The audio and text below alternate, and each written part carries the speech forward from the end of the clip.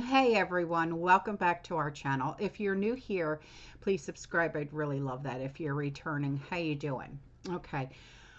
What we're going to be talking about right now are the files that dropped. First, today we're going to talk about John F. Kennedy. Okay. And then tomorrow we're going to talk about Martin Luther King. Okay. But right now, let's talk about John F. Kennedy. Okay. And we have a lot to uncover. Not everything was dropped when it comes to John F. Kennedy. And I think that the discretion is being used because of Bobby Kennedy Jr. And, you have to respect that, of course. Um, but we do have a lot to cover. We do. Okay. So let's just take it as it comes. Okay.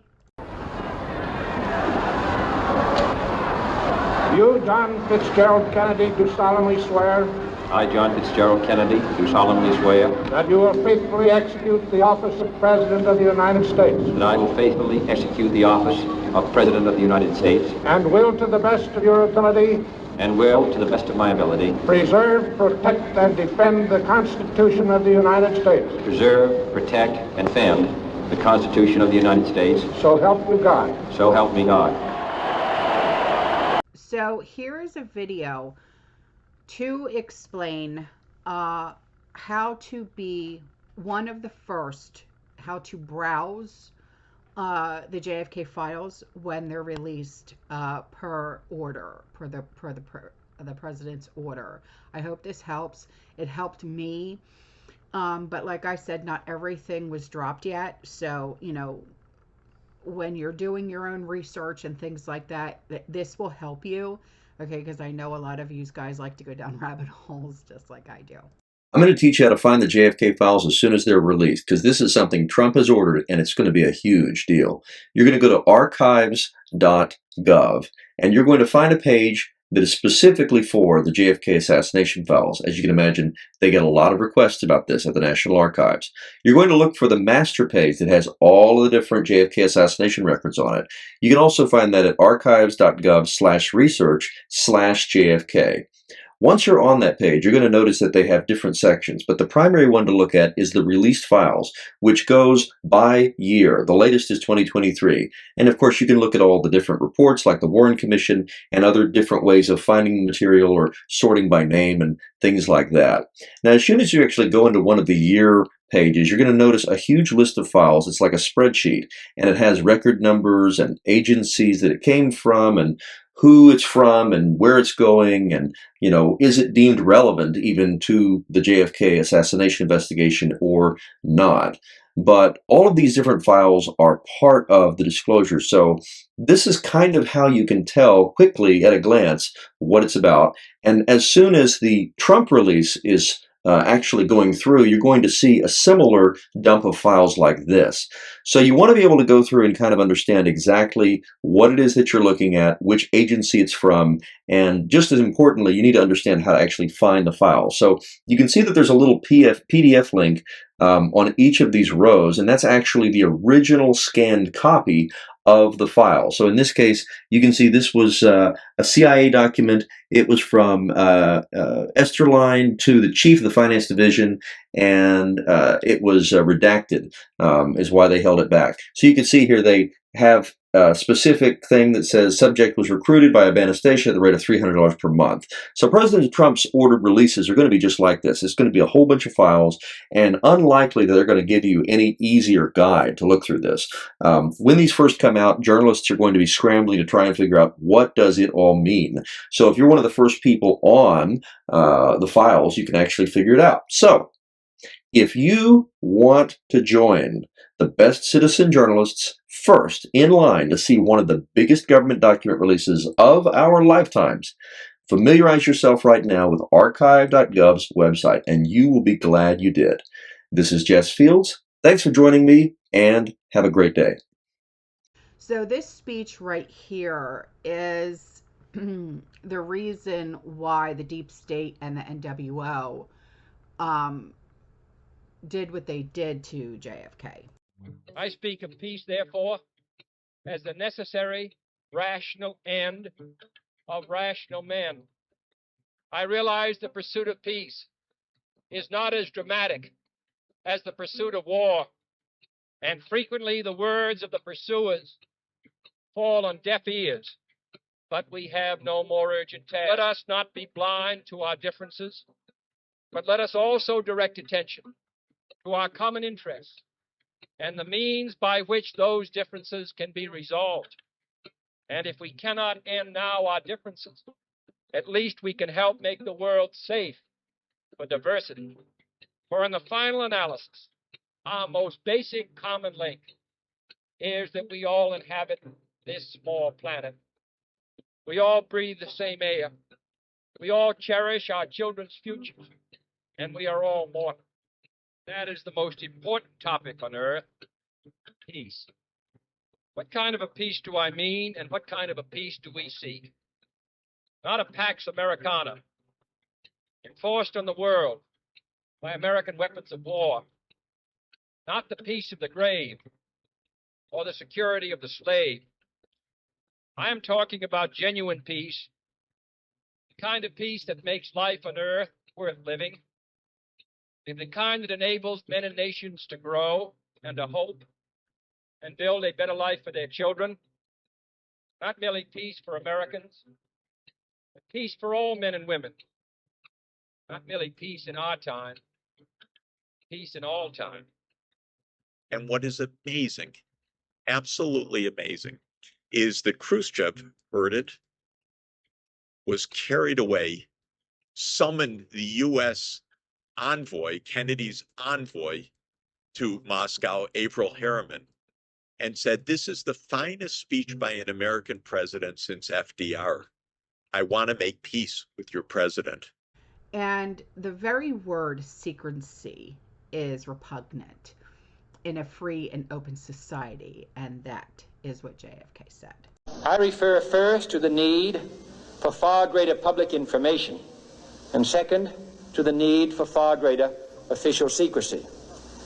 The very word secrecy is repugnant in a free and open society, and we are, as a people, inherently and historically opposed to secret societies, to secret oaths, and to secret proceedings. We decided long ago that the dangers of excessive and unwarranted concealment of pertinent facts far outweighed the dangers which are cited to justify it.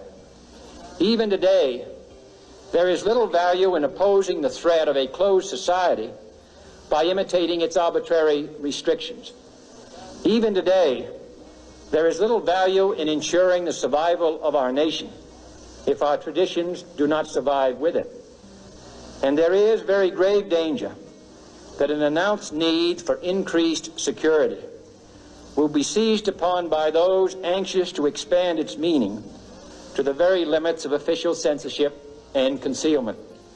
That I do not intend to permit to the extent that it's in my control.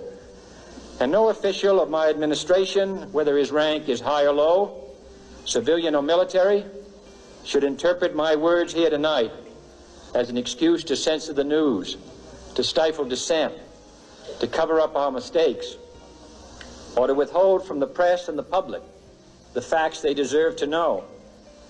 But I do ask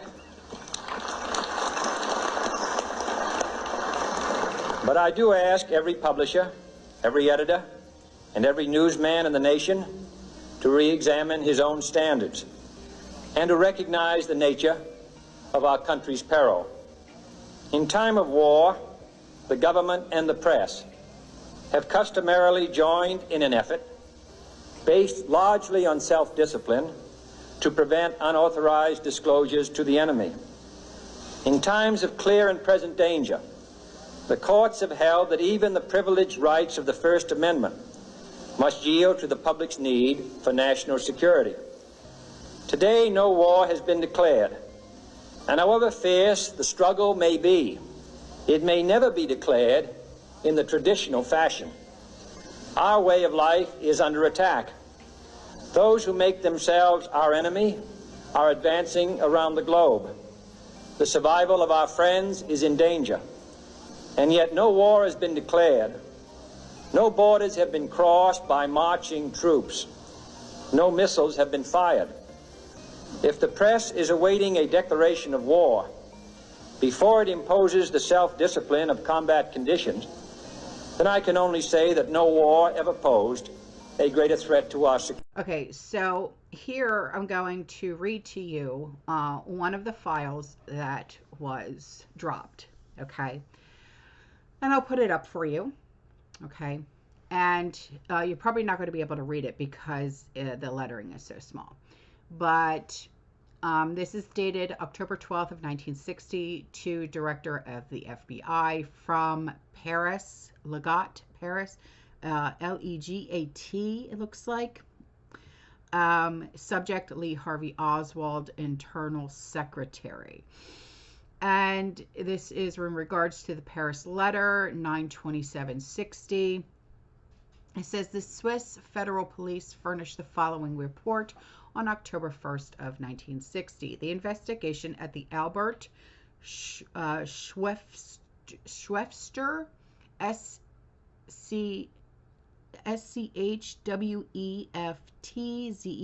College, located at the Churwalden, Switzerland.